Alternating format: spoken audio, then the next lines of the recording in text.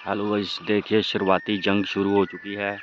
और ये देखिए इनमें से कौन जीतेगा कौन हारेगा, आज फैसला होके रहेगा। तो ये देखिए ये है मरीज बकरी जो इस साइड है। ये वाली ये मरीज बकरी है, ये बीमार बकरी है लेकिन हार नहीं मानती। तो इसी तरह सपोर्ट बनाए रखें। बकरी बैठना नहीं है, अभी सुबह का टाइम है, 9 बजे है और 9 बजे का कोई बैठने का टाइम नहीं होता। चलिए चलिए गाइस, चलिए चलिए चलिए, थोड़े से आगे हिलिए।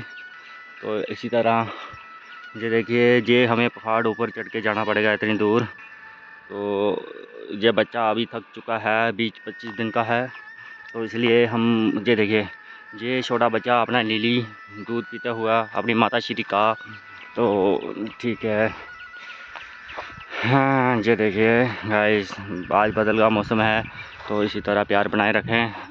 ये बैठने की तैयारी में है और ये देखिए ये बैठती हुई ये कौन सा है, स्टाइल मार रही है। ये देखिए गाइस, इसको क्या हो रहा है। आज बादल लगे हैं, आज थोड़ा सा ठंडा मौसम है, इसलिए थोड़ा सा अपने आप को